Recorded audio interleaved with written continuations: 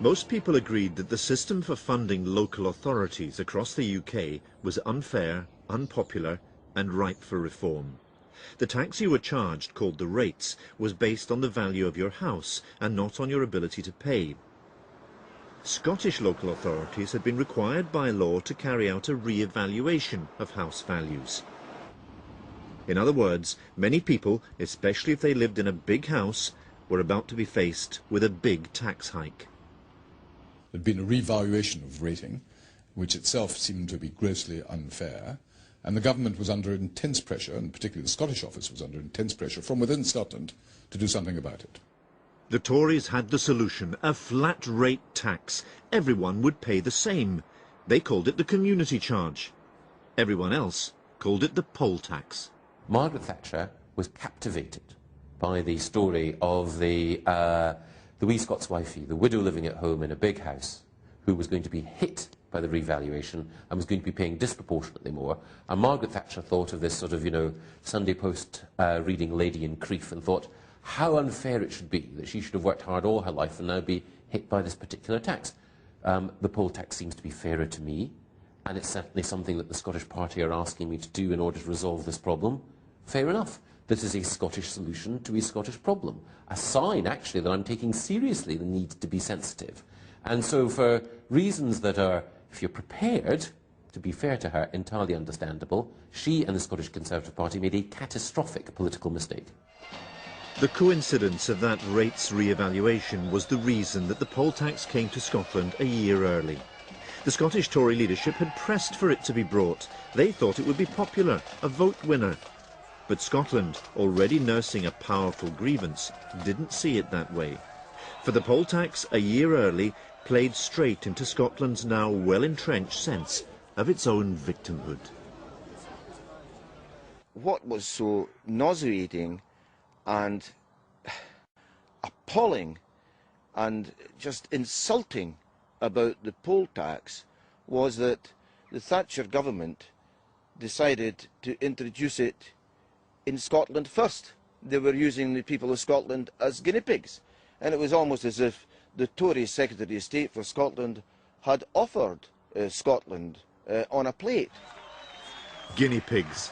The shaming indignity of it, a proud nation diminished to the status of a laboratory rodent. It was perfect for Scotland's mounting sense of injustice. The guinea pig entered the national mythology. The truth is more prosaic. The reason it was introduced a year earlier in Scotland was nothing to do with Margaret Thatcher. George Younger and his colleagues in Scotland took the view that so unpopular was the old rating system, the quicker they could get rid of it, the better. And because for technical reasons it was possible to introduce the poll tax earlier in Scotland than in England, Margaret Thatcher and the Cabinet were asked by George Younger, we want policy agreement that we can introduce it a year earlier. You're going to introduce it in England anyway. The one is not dependent on the other, but we would like to do it now rather than wait. And the Cabinet said, if that's your judgment, by all means go ahead. Now, politically, it was, in retrospect, a very, very unwise thing to have done for all the reasons that we are familiar with. But that's the background. It was not imposed on Scotland. It wasn't Thatcher's idea. It wasn't a trial or a guinea pig or any of that nonsense. That's all historically absurd. The community charge was not just a hated tax. It made Scotland confront its own powerlessness. When the bills appeared on the doormats, it brought the constitutional question, the democratic deficit, into every home in the land. The fundamental core of the thing was the emerging awareness of the enormous authority and power of what's sometimes referred to as the Crown and Parliament.